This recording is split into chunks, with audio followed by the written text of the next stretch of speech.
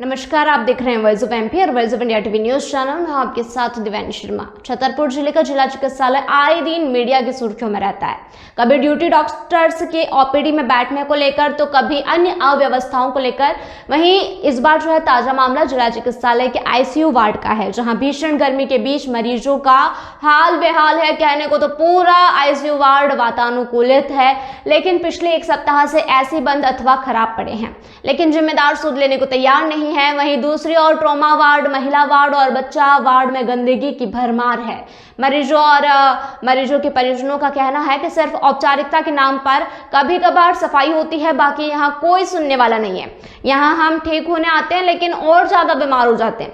वहीं दूसरी ओर जिला अस्पताल के पैथोलॉजी लैब में लगे वाटर कूलर, शोपीस बने हुए हैं। एक एक बूंद पानी के लिए मरीज और मरीजों के परिजन परेशान होते हुए दिखाई दे रहे हैं।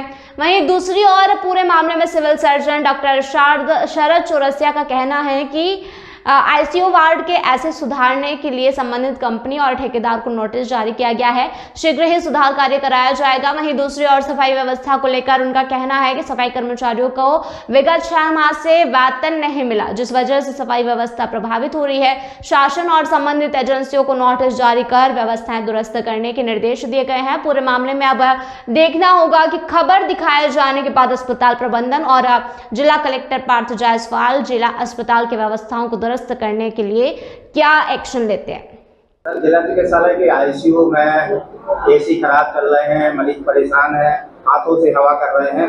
किस तरीके की कार्रवाई आपके द्वारा सुनिश्चित की जाएगी? नहीं, एसी तो खराब है वहाँ का, लेकिन वहाँ पंखे और कूलर लगे हुए हैं, वो चल रहे हैं। और एसी बाकी जगह का भी था तो बाकी जगह का रिपेयर हो गया है। आईसीयू के लिए उन्होंने हमसे मंगलवार तक का समय मांगा है, जो कंपनी है कि मंगलवार बुधवार तक वहाँ आईसीयू का एसी जो है वो सही हो जाएगा। दूसरी ओर पेयजल का संकट पैथोलॉजी लैब में बना हुआ है, हमारे द्वारा खबर भी पहले चलाई गई थी। इस मामले में किस प्रकार की कार्रवाई? नहीं, उसमें थोड़ी सा पाइपलाइन चौक है, वो 1-2 दिन में चालू हो जाएगा। सर, और वार्डों में जो सामान्यतः वार्ड है 3 नंबर 4 नंबर ट्रॉमा वार्ड और भी जनरल वार्ड है, इन वार्डों में सर बहुत ही ज्यादा गंदगी है, मरीज परेशान है, सफाई नहीं होती। सफाई को लेकर नहीं, सफाई तो रेगुलर हो रही है। अब सुबह से सफाई होती है, उसके बाद 2 बजे के बाद सफाई होती है, और अभी तक ऐसा और कोई मामला मेरे सामने तो नहीं आया है। दूसरी बात, सफाई का इशू थोड़ा सा ये भी है कि पिछले 6 महीने से सफाई एजेंसी का पेमेंट नहीं हो पाया। उनको लोगों को पेमेंट उस कंपनी का नहीं हुआ है। उसके लिए मैंने भोपाल लेटर लिखा हुआ है, तो थोड़ा सा उसमें भी थोड़ा दिक्कत आ रही है। उन लोगों को पेमेंट नहीं मिला है कहीं से। कृष्णा कंपनी के पास में है सफाई।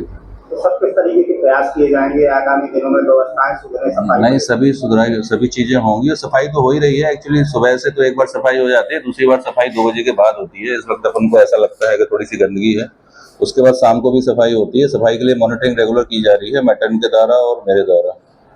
सर, एक और आपका जो सामने पार्क निर्मित कराया गया था, उस पार्क में भी जो है गंदगी देखने को मिल रही है। कितना क्लीन और कितने करोड़ों की लागत से बनाया गया है? नहीं, तो उसमें रोज मरीज जाते हैं इसलिए गंदगी होती है, उसकी भी रेगुलर सफाई करवाई जाती है। ऐसा नहीं।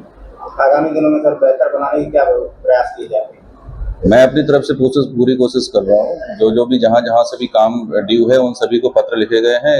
एसी कंपनी को भी 1-2 तारीख को पत्र लिखा गया था, उसके बाद कल भी लिखा गया है, और उन्होंने मुझे मंगलवार तक का आश्वासन दिया है। फिर देखते हैं इसमें क्या। सर, ऐसी जो आपकी ये लाइन है लिफ्ट वाली लाइन में अक्सर खराबी आती है, इसको लेकर क्या कहेंगे सर? नहीं, अभी तो जब से मैंने सीएस का चार्ज संभाले हुए मुझे 1 महीने हुआ है, तो उसमें से अभी तक सिर्फ एक ही लिफ्ट, 5 में से 4 लिफ्टें चालू हैं। एक लिफ्ट में थोड़ा सा रिपेयर वर्क हो रहा है। एक्चुअली लिफ्टें पर लोड ज्यादा है, काफी बार ऊपर नीचे जाना पड़ता है उसी को। जयराम जी, किशन काका। राम राम भाई, राम राम। क्या दोनों भाई बैठ के क्या हिसाब लगा रहे हो? ऊटी लहसुन के भाव आ गए क्या? अरे नहीं रे दादा, ये अपना रमेश नया मकान बनाने के लिए लोन ले रहा है। हिसाब किया तो पता चला कि लोन का पैसा तो ईंट और रेती में ही पूरा हो जाएगा। और अभी तो सीमेंट लानी है, सलिया लाना है, और तो ठेकेदार को भी पैसे देने हैं। मेरे तो कुछ समझ में ही नहीं आ रहा कि कैसे बनेगा मेरा नया मकान। अरे किशन काका, कहाँ इन रेत सीमेंट और लाल ईंटों के चक्कर में पड़ रहे हो? मेरी बात मानो तो अपने घर को बाबजी एएसी ब्लॉक से बनवाओ। इसमें ना सीमेंट और रेत की जरूरत होती है, ना ही तराई करने की झंझट। और लाल ईंटों के मुकाबले आपका मकान काफी तेजी से बनकर तैयार हो जाएगा। इससे आपके पैसे तो बचेंगे ही, साथ ही मजबूती ऐसी कि सालों साल देखने की जरूरत नहीं। और इससे आप अपना मकान ही नहीं, कुएं और खेत की बाउंड्री वॉल भी बनवा सकते हो, जिससे रोजड़ों की समस्या भी खत्म हो जाएगी। वाह भाई, ये तो कमाल की चीज है। फिर तो मैं अपना घर बाबजी ब्लॉक से ही बनवाऊंगा। और मैं अपने खेत की बाउंड्री वाल। ज्यादा जानकारी के लिए स्क्रीन पर दिए गए नंबर पर अभी कॉल करें। बाबजी एएसी ब्लॉक्स, स्टील से मजबूती।